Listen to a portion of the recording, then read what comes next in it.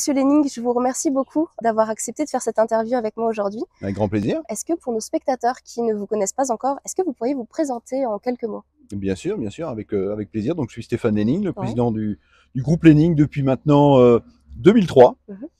Donc, un groupe effectivement créé en 1935 par mon grand-père et une entreprise toujours familiale, 100% française, dans le segment des produits de santé naturels, avec un ADN très très fort en matière de médication végétale.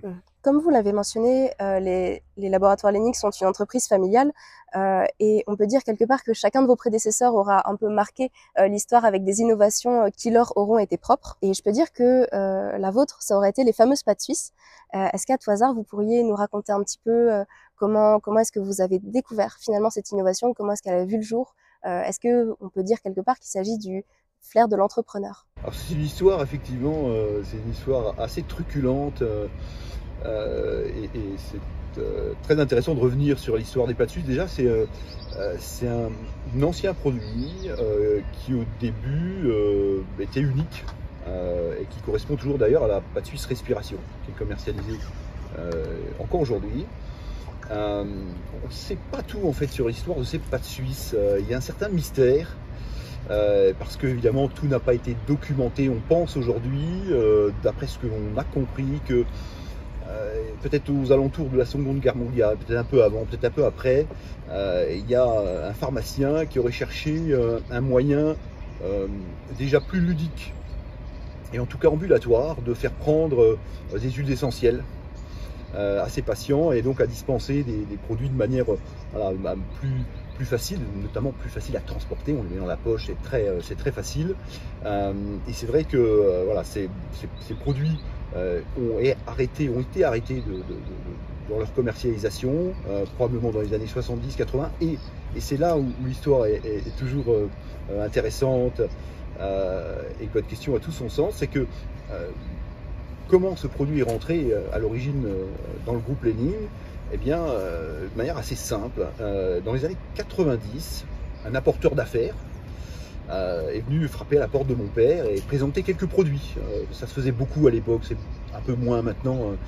Il y avait des anciennes formules qui étaient finalement que personne n'utilisait plus, avec des noms de marques. Et ce produit a été présenté à mon père. Il a réfléchi quelques jours et puis il s'est dit pourquoi pas. Donc ils en ont discuté. Voilà, il y avait ils se sont mis d'accord sur le prix et c'est en fait un peu voilà, sur un instinct en fait que mon père s'est dit tiens, ce produit-là, il y a quelque chose de différent, c'est-à-dire que voilà, c'est pas un comprimé traditionnel, c'est pas une gélule, c'est quelque chose d'un peu plus sympathique. Et donc c'est de cette manière que cette première référence, puisqu'il n'y avait qu'une seule référence au début, est rentrée dans le groupe Lenning. Nous avons commencé à la commercialiser, au début d'ailleurs sur un statut de médicament. Et c'est ce qui explique en fait la distribution, la commercialisation encore aujourd'hui, qui se fait très principalement en officine. Donc, quelque part, plus de 30 ans avant l'effet de mode des fameuses gummies qu'on voit un petit peu partout aujourd'hui. Exactement, exactement. Et on peut voir que par cette histoire assez lointaine, je parlais de la Seconde Guerre mondiale tout à l'heure, mais on peut voir que c'est des produits en fait qui existaient bien avant cette tendance.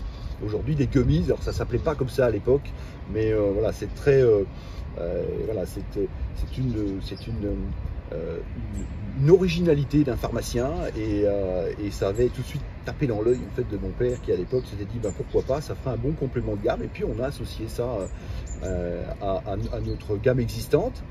Et puis ensuite on s'est dit pourquoi pas l'étendre. Et une première étape, je pense que de mémoire dès la fin des années 90, début des années 2000, on a développé la pâte suisse gorge et la pâte suisse immunité qui sont venus renforcer. Il y avait un trio donc, à cette époque-là de pâte suisse pour commercialiser en officine.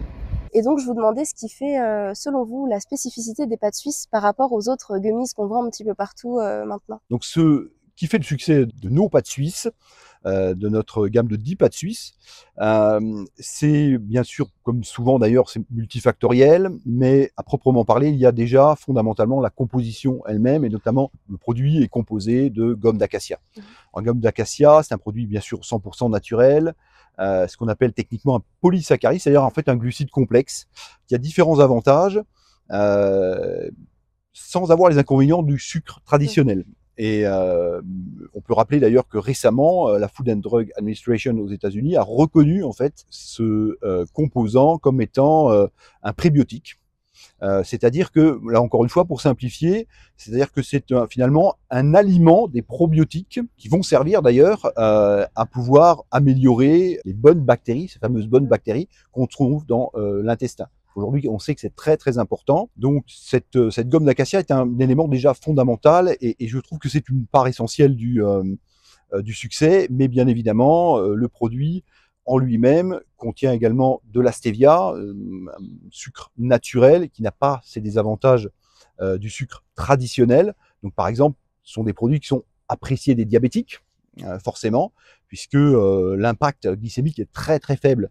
Donc pour eux, c'est un avantage non négligeable.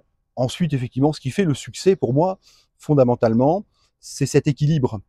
Parce que on a une gamme de produits qui finalement, si on doit résumer, se trouve un peu au milieu de ce qu'on peut appeler un champ de consommation où d'un côté, il y a des produits plaisir voilà, purs et durs, type Haribo. De l'autre côté, ce qu'on appelle des produits punition, où effectivement on sait que c'est très très bon pour la santé, c'est très diététique, c'est nutritionnel, mais c'est pas très agréable. Pas très ludique. Exactement, c'est pas très agréable à consommer. Et là, on a véritablement une gamme de produits bien équilibrée.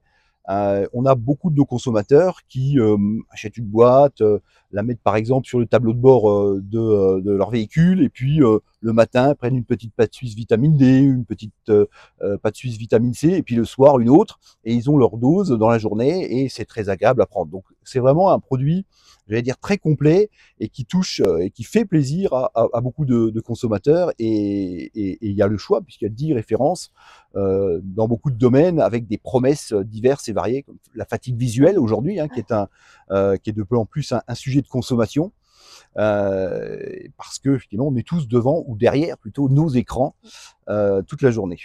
Et est-ce que vous auriez une anecdote un peu particulière derrière l'une des pâtes suisses que vous avez sorties?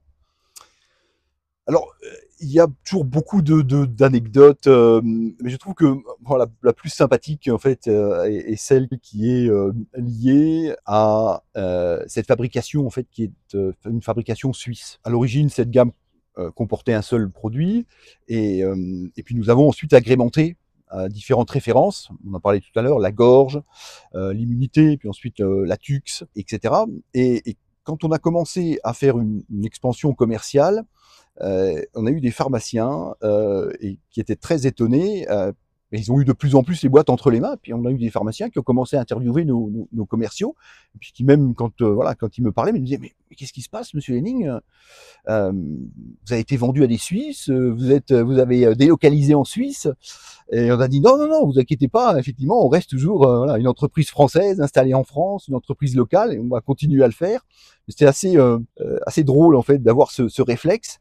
Et il faut savoir qu'effectivement cette composition de gomme d'acacia, de stevia, de principes actifs demande un process de fabrication assez spécifique. Donc ça a été développé avec une entreprise en Suisse qui a un secret de fabrication et on l'a monté ensemble. Et effectivement, pour cette raison-là, on a cette spécificité qui fait que voilà, ces produits ne ressemblent pas à des gummies traditionnels, sont vraiment à part. On a véritablement un fan club qui sont des gens qui régulièrement consomment des pâtes suisses en différents moments de l'année, quand il fait plus froid ou en été, ou en septembre avec la vitamine C ou la vitamine D, quand on a besoin d'un petit coup de boost.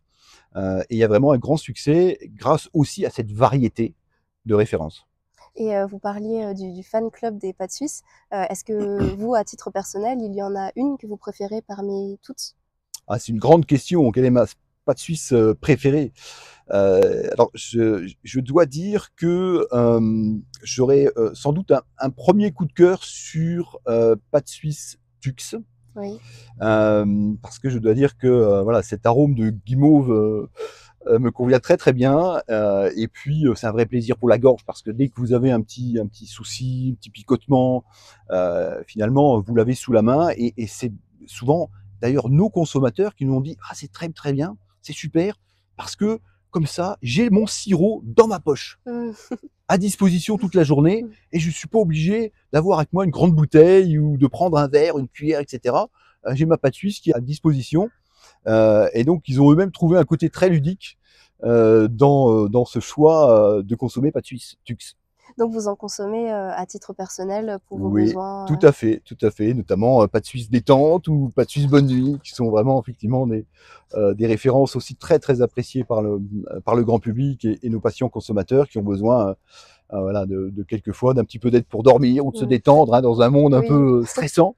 Voilà, et on est très content d'avoir ces produits, encore une fois, à 100% naturels et qui tiennent leurs promesses. Parce que c'est vraiment ça aussi hein, une des marques en fait des produits du groupe Lenning. Voilà, on a envie d'avoir des produits pour lesquels les consommateurs se disent oui, effectivement, je ressens quelque chose. Et voilà, on doit tenir ses promesses aujourd'hui. C'est important. On doit avoir des produits authentiques. Vous l'avez compris à travers les Mmh. formulations. On doit tenir nos promesses aussi face aux consommateurs, voilà, pour ne pas le décevoir.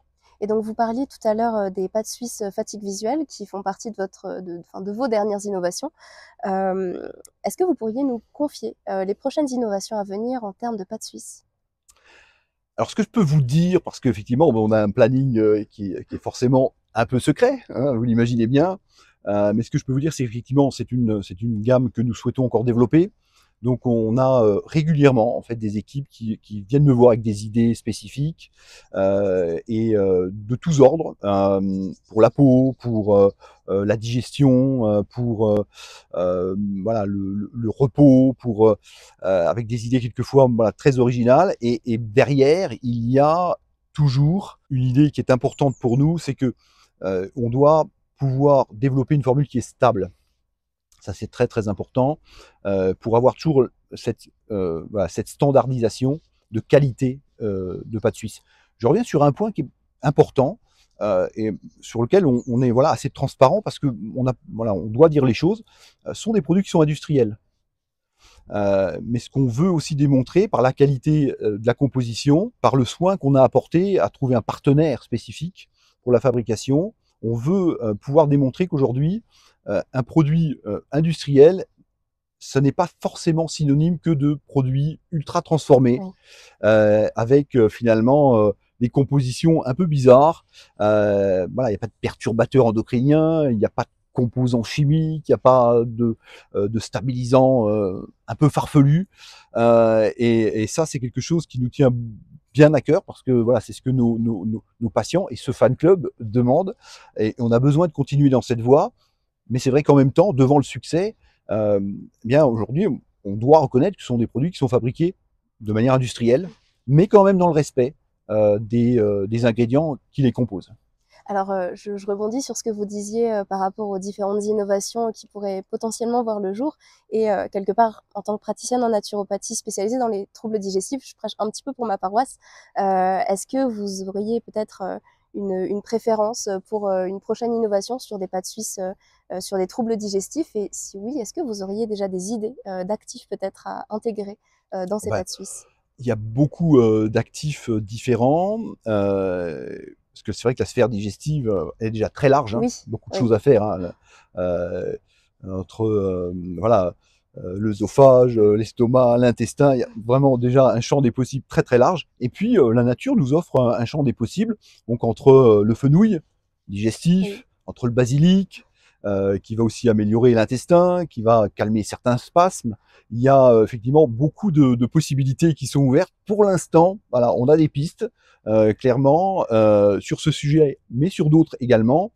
Ce qui est certain, c'est que en 2025, pour nos 90 ans, Effectivement. 1935, 2025, nous avons pris le parti également voilà, de faire quelques bonnes surprises à nos consommateurs et à ce fan club de pâtes suisses. Donc, je ne vous en dis pas plus pour l'instant, mais je vous donne rendez-vous dans quelques mois avec grand plaisir. D'accord, et effectivement, vous avez anticipé, en me parlant de voilà, des 90 ans des laboratoires Lenning qui arrivent effectivement, l'année prochaine. Finalement, en 90 ans, il y a d'innombrables produits, qui ont été développés. Est-ce qu'il y en aurait un qui aurait peut-être votre préférence parmi tous ces produits? Alors, vous parlez beaucoup de préférences, Oui, effectivement. c'est une bonne question. On a une gamme très très large, effectivement, dont nous sommes très très fiers. Je dirais que je citerai peut-être 2 favoris, en tout cas pour moi, même si c'est toujours très, très difficile. Premier, c'est, je dirais, L52 comprimé, D'accord. parce que c'est un produit qui est encore assez méconnu sous cette forme. C'est un comprimé dispersible qui est très facile à prendre, sans eau, sans voilà, sans on n'a pas besoin d'un verre, pas besoin d'eau, on prend ce produit, on a le produit dans la poche, c'est extrêmement pratique. Dès qu'on sent un petit refroidissement, on peut s'emparer du produit. Ce produit est un peu dans l'ombre parce qu'aujourd'hui, il y a un vrai succès de la formule historique, L52 en gouttes. Mais c'est vrai que voilà, il y a à la fois, c'est un mélange, un alliage parfait entre la formule originale et puis finalement une forme également plus moderne. Et ça intéresse de plus en plus voilà, de consommateurs qui sont eux-mêmes en fait tous des nomades. On est de plus en plus voilà, en déplacement à l'extérieur, dans les transports en commun. Ça, bah, c'est une réalité. Donc premier coup de cœur sur L52 comprimé. Et puis bien sûr, voilà, quelque chose que je trouve absolument formidable en termes de santé publique, c'est cette gamme Propomax qui est issue de notre filiale au Brésil, qui elle-même est spécialisée dans cette propolis unique au monde, qu'on ne trouve que dans une région spécifique du Brésil, qui est cette fameuse propolis verte, qui a fait l'objet de plus de 200 études par des organismes extérieurs, par des hôpitaux en conditions réelles pour prouver l'efficacité. Et ça, c'est quelque chose qu'on a envie de faire encore plus découvrir aux consommateurs et patients consommateurs en Europe, parce qu'on sent que cette culture en fait est pas encore bien installée et cette matière de propolis verte, qui est encore une fois 100% naturelle, a beaucoup à offrir en termes de santé, en termes de prévention et en termes de santé publique en général. Et vous parliez tout à l'heure du L52, qui est un des premiers produits finalement à avoir été développé ou avoir été vraiment connu finalement des laboratoires Lenning.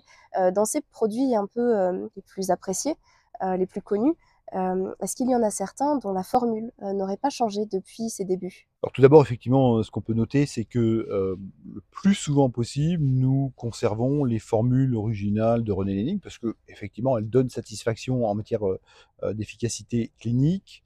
Et lorsque nous modifions les formules, nous le faisons parce que nous avons aujourd'hui soit une obligation légale ou réglementaire qui tient à la connaissance de certaines plantes, qui est meilleure aujourd'hui, et pour lesquelles, par exemple, il faut modifier les dosages pour des mesures pour des raisons de sécurité, parce que voilà, il y a des marges de sécurité et de précaution à prendre aujourd'hui. Mais d'une manière générale, effectivement, nous conservons les formules originales et bien évidemment, L52 est l'un d'entre eux. Voilà une formule qui a fait ses preuves, hein, qui a été conçue par René Lénigne durant à la fin de la Première Guerre mondiale, hein, pour lutter contre cette grippe espagnole. Alors il a mis quelques essais, hein, il a fait quelques formules avant de trouver la formule parfaite, bien équilibrée, efficace. Mais en tout cas, voilà, quand il l'a eu définie, bah, il l'a bien conservée, il l'a gardée, et puis celle que nous avons encore aujourd'hui. Puis un deuxième produit, peut-être rapidement, c'est Biomag. Voilà, sur ce marché, on a tendance à appeler ça aujourd'hui le marché des magnésiums. Oui. Mais c'est vrai que Biomag regroupe 3 sels de magnésium en dilution homéopathique. Et c'est très, très important pour modifier le terrain. Vous savez, Nila, en tant que naturopathe, que effectivement, il est important de soigner les personnes sur le moment, mais également de pouvoir interagir avec leur terrain pour éviter que des maladies s'installent sur la durée. Donc, Biomag est très, très puissant justement pour aider à modifier le terrain, souvent associé à d'autres produits d'ailleurs de chez Lénigne ou pas. Mais en tout cas, c'est un produit vraiment central, c'est un produit pivot en fait de notre gamme et qui concerne vraiment tout le monde, hein. Le stress, l'anxiété sont vraiment des pathologies qu'on retrouve assez souvent malheureusement. Et vous parliez tout à l'heure des 90 ans des laboratoires. Si jamais vous aviez comme une baguette magique, comment vous aimeriez que ces 90 ans soient célébrés? Alors j'allais dire, j'aimerais bien qu'elle soit, que cette fête, que ces 90 ans soient célébrés, vraiment c'est très important pour moi, de manière à correspondre finalement à notre ADN. Donc, Mmh. nous sommes une entreprise, un groupe, une équipe, voilà, qui nous sommes une entreprise à taille humaine, c'est très important pour nous, et puis on est attaché à des principes assez simples comme la sobriété, la frugalité, hein, notamment en matière de RSE. Donc on fait très très attention à ce que l'impact de l'entreprise soit mesuré. Hein. Voilà, on a besoin de plantes pour fabriquer nos produits, donc on est très attentif à respecter l'écosystème, faire attention aux biotopes et à protéger les zones de pousse, hein, qu'elles soient sauvages ou pas, pour certaines plantes. Et de la même manière, on aimerait bien fêter ça de manière sobre, à travers, c'est notre idée en tout cas, un certain nombre d'innovations produits qui permettront à nos patients consommateurs de bénéficier de nos innovations, de notre technologie, de certaines nouveautés. On a quelques idées intéressantes et on a programmé tout ça pour 2025. Et donc concrètement, en fait, voilà, ce qu'on voudrait, c'est apporter toujours des produits qui soient capables d'améliorer la vie du quotidien, et on le fera à travers voilà, particulièrement cette période, voilà, peut-être d'un peu plus d'une année, où on célébrera à travers nos produits, grâce à nos revendeurs aussi, parce que voilà, ils nous permettront d'avoir un discours sur finalement un discours corporate, ouais, et institutionnel sur les lignes, pour rappeler finalement nos consommateurs ce que nous sommes, c'est-à-dire une entreprise familiale de 90 ans, toujours Made in France, hein, 100% local. Et c'est important aujourd'hui voilà, de communiquer aussi sur ces notions-là. Et c'est de cette manière qu'on envisage les choses, oui, de manière sobre et en partenariat avec nos revendeurs, et en stimulant nos consommateurs à travers des nouveautés et pourquoi pas des jeux. Voilà, des jeux interactifs avec eux. On leur poserait des questions sur ce que peut être l'énigme, voilà, pour voir un peu s'ils nous connaissent vraiment bien et pouvoir voilà, les récompenser ensuite voilà, s'ils savent répondre à nos questions. Et peut-être en relatant également les temps forts qui ont marqué l'histoire des laboratoires depuis 90 ans, est-ce que vous pourriez nous dire en quelques mots, selon vous, quels ont été les temps les plus importants, qui ont le plus marqué les laboratoires?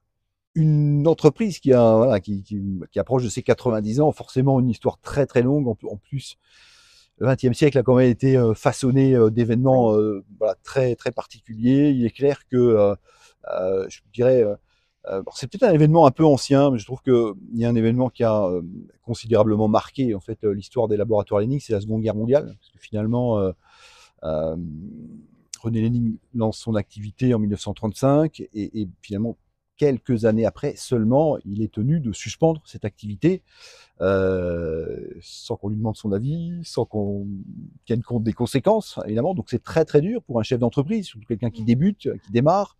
Et je trouve que le temps fort, en fait, c'est cette réflexion qu'il a eue ensuite pour se dire, ah, il fallait prendre une décision forte. Est-ce que finalement je reprends cette activité, ou est-ce que bah, finalement je fais autre chose? Et voilà. Si on est réunis aujourd'hui, c'est parce on a la réponse finalement, mais ça n'a pas été voilà, très très facile pour lui, on le sait. Un autre temps fort, c'est peut-être dans les années 70, quand mon père plutôt la fin des années 70, quand effectivement il a orienté le développement des laboratoires Lénine vers l'international. Et c'est vrai que c'est toujours une aventure, l'international, mais c'est passionnant, avec des cultures, des habitudes de travail, de consommation qui sont complètement différentes. Et aujourd'hui, on n'est pas peu fiers non plus de pouvoir dire que le groupe Lening est présent à l'international, réalise à peu près 45% de son chiffre d'affaires à l'export, ce qui n'est pas neutre, hein, c'est important, ce qui nous permet de nous diversifier. Et on est présent presque sur les 5 continents. Donc, C'est une belle que ce réussite. soit effectivement, que ce soit en Amérique du Nord, en Amérique du Sud, en Afrique, en Europe bien sûr, et notre prochaine étape, mais ça va arriver assez rapidement parce qu'on travaille dur dessus, c'est l'Asie. Effectivement, on a déjà des contacts assez avancés, justement grâce aux pâtes suisses, D'accord. parce que effectivement, on a quelques distributeurs dans des pays en Asie voilà, qui ont détecté ces pâtes suisses et qui sont très intéressés, encore une fois, parce que voilà, ces produits offrent pour eux quelque chose qui apporte une valeur ajoutée aux consommateurs dans les pays considérés. Et donc, vous parliez un petit peu finalement des années 70, cette période où finalement les laboratoires se sont étendus à l'international. C'est une période où vous étiez à naître, enfant, jeune enfant. Est-ce que vous auriez peut-être des anecdotes de votre enfance dont vous vous souvenez qui sont en lien avec les laboratoires? Alors j'allais dire aussi, c'est vrai que question très intéressante, beaucoup d'anecdotes sans doute à raconter, plus ou moins importantes, plus ou moins impactantes. Euh, mais je peux faire référence à quelque chose d'assez spécifique qui marque forcément un enfant et qui concerne le lieu d'ailleurs ici, Sainte-Barbe, puisque nous sommes installés à Sainte-Barbe. C'est une décision de mon père, justement, milieu 1977-1978. Il a l'occasion de racheter ce terrain de presque 14 hectares. Et il faut savoir que ce terrain était initialement un terrain militaire sur lesquels il y a eu des échauffourées en 1914 et sans doute aussi quelques passes d'armes plus rapides pendant la Seconde Guerre mondiale. Et c'est vrai que, étant enfant, au début des années 80, lorsque je venais sur ce site, on pouvait encore y trouver du fil de fer barbelé, Ah oui. des pièces métalliques, des morceaux de casques de militaires. Qui était présent voilà, de manière parcimonieuse, heureusement, disséminé. Évidemment, et forcément, pour des raisons légales, c'est tout à fait normal, le site avait été bien vérifié avant en termes de munitions. Pas qu'il reste une grenade, une mine ou quelque chose de particulier. Donc, effectivement, ça, c'était très sain, très propre, mais tout n'avait pas forcément été nettoyé. Et c'est un site d'ailleurs qui, voilà, sur lequel nous sommes, qui dispose encore de quelques casemates qui sont encore présentes, voilà, disséminées derrière la végétation, et qui sont finalement des marques de cette histoire. Et c'est vrai que quand vous avez une dizaine d'années, que vous voyez ça et que vous baladez, que vous courez ici à travers les bâtiments, voilà, à travers la végétation, puis vous tombez sur des choses, vous ne comprenez pas trop ce que c'est. Et c'est assez marquant, c'est assez spécifique. Donc ça, c'est vraiment un élément marquant de mon enfance, si je puis dire, qui est lié à la fois au laboratoire Lening et à ce site précisément ici à Sainte-Barbe. Et est-ce que vous avez une idée de comment seront les laboratoires pour leurs 100 ans? Alors c'est très très difficile de prédire l'avenir, Oui. vous le savez bien, on est dans un monde qui bouge beaucoup. Vous voyez qu'il y a aujourd'hui de nouvelles technologies qui avancent à vitesse grand V. Tous les 3 mois, tous les 6 mois, il y a une innovation. On est dans un monde aussi qui, de manière géopolitique, est quand même perturbé. Oui. On le sait, il faut en avoir conscience. C'est une vraie réalité. Ce que nous, on aimerait bien, c'est que dans les voilà, pour nos 100 ans, qu'on soit, j'en parlais tout à l'heure, mais présent sur ces 5 continents, et puis qu'on puisse continuer à promouvoir cette santé de manière très naturelle, et puis continuer de construire cette image. Et c'est très important pour nous qu'un groupe d'entreprises, le groupe Lening, soit en capacité aujourd'hui de mettre sur le marché des produits certes industriels, puisqu'on a une division pharmaceutique, une division complément alimentaire, une division aussi santé animale, qui se situe à Clermont-Ferrand, en Auvergne. Mais on a vraiment envie de continuer à communiquer sur cette image qui se résume en quelques mots, en disant voilà, une entreprise aujourd'hui, c'est une institution responsable qui doit impérativement faire attention à son impact environnemental, considérer bien sûr ses fournisseurs, ses clients, mais également beaucoup plus largement la protection de la planète, l'environnement, ce que nous faisons déjà, la maîtrise de nos énergies, des énergies renouvelables. Et aujourd'hui, c'est possible. Voilà, le modèle Lening le démontre.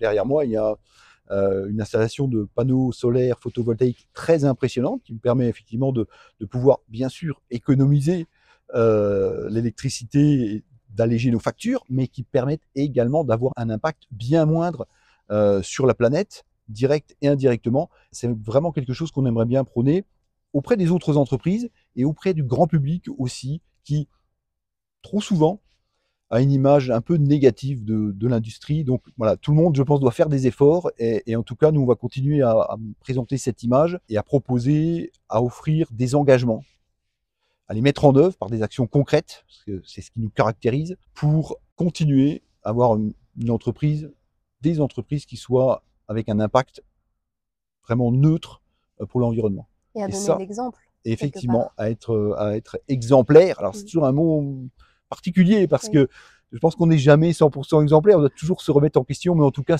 l'exemplarité est un horizon voilà, très intéressant et de responsabilité, en fait, qui est une responsabilité qui dépasse celle de l'entreprise. Et ça, c'est ce que nous aimons aussi travailler. On est là pour faire du business, on le sait. On est là pour offrir des produits de qualité, mais on est là aussi pour pouvoir offrir aux générations futures une planète qui soit propre, qui soit saine et dans laquelle ils aient envie de vivre sans cette pollution qui commence à grandir et qui nous poursuit finalement aujourd'hui. Et bon, comme on arrive presque malheureusement à la fin de cette entrevue, j'aurais une question un petit peu plus personnelle à vous poser, vous en tant que chef d'entreprise. Est-ce que finalement, dans votre parcours, il y aurait eu peut-être un film, peut-être un livre ou peut-être une personne qui aurait vraiment eu un impact important sur votre vision de la santé, votre vision du bien-être? C'est une question importante. Mais c'est une question très judicieuse. Je suis assez traditionnaliste en fait dans mes références et je ne peux que engager tout le monde à se procurer un livre assez ancien. Il a été écrit par Marc Aurèle. Marc Aurèle est un empereur romain. Il a été empereur romain de 161 à 180 après Jésus-Christ, dans une période également assez trouble. Et il a écrit un petit ouvrage qui n'est pas très épais, donc qui se lit très très facilement, qui s'appelle Mes pensées, dans lequel il arrive justement à démontrer que on doit passer une partie de son existence à s'élever, à grandir et finalement à travailler ce qu'on appelle aujourd'hui son développement personnel. Et c'est extrêmement moderne, c'est extrêmement précis, c'est extrêmement court, donc il n'y a pas de... Voilà, c'est pas un roman fleuve dans lequel il faut essayer de comprendre les choses, et c'est très étonnant, c'est assez choquant d'ailleurs de la part d'un empereur romain. On se dit voilà, c'est des gens assez durs, assez féroces, qui sont pas portés finalement à cette empathie, à cette connaissance de soi-même. Je veux dire que j'ai beaucoup appris en lisant cet ouvrage parce que ça vous fait ensuite poser beaucoup de questions sur vous-même, sur votre entourage et sur la manière finalement de porter l'entourage et de donner plaisir aux gens à interagir avec vous. Et donc, je peux que conseiller voilà, cet ouvrage. Il y en aurait d'autres, il y a d'autres références, mais en tout cas, voilà, celui-ci, je trouve particulièrement moderne et particulièrement d'actualité dans un monde où tout le monde est un peu agressif avec tout le monde. Donc, voilà, prendre du recul et puis savoir se remettre en question. C'est quelque chose qui est très important et qui est présenté très simplement par Marc Aurèle dans cet ouvrage. Et pour finir, est-ce qu'il y aurait une question que vous auriez peut-être aimé que je vous pose et que je n'ai pas posée pendant cette interview?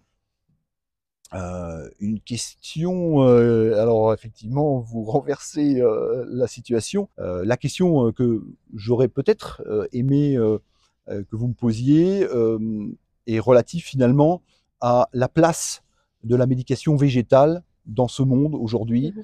C'est un sujet important parce que chez Lening, nous sommes fortement convaincus qu'il n'y a pas des médecines qui s'opposent, mais qu'il doit impérativement exister une cohabitation et une interaction.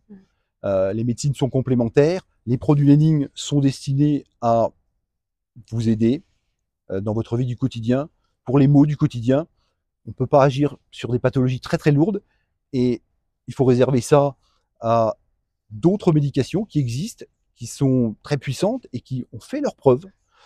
Et on n'est pas du tout dans cette confrontation, mais en revanche, on aimerait bien pouvoir continuer à promouvoir l'intérêt de ce monde végétal qui a énormément à offrir en termes de santé publique, dans un monde où on a quelquefois du mal à trouver sa place, parce qu'on a une réglementation qui est très contraignante vis-à-vis de ces produits de santé naturelle issus du monde végétal, et parce qu'on a encore beaucoup de personnes dans ce monde scientifique, médical, qui est réticent. Et ça, c'est un combat également qu'on doit mener dans les années à venir pour promouvoir ces produits de santé naturelle, encore une fois, sans fausses promesses, voilà, de manière très honnête, très transparente. Mais aujourd'hui, nous estimons chez Lening que ces médications de santé végétale n'ont pas totalement la place qu'elles méritent dans notre société civile. Donc, quelque part, vous prenez la vision d'une santé intégrative. Tout à fait, bien sûr, mais toutes ces notions de santé holistique, on disait comme ça plus avant. Après, on a eu une période où on a appelé ça systémique, parce que voilà, on est sur une vision globale du système, et maintenant on parle de santé intégrative. J'allais dire, effectivement, mettons-nous d'accord sur la terminologie, mais en tout cas cette notion de prendre soin de l'individu de A à Z et même finalement de son entourage à travers des produits de santé naturelle, à travers des praticiens qui sont disponibles.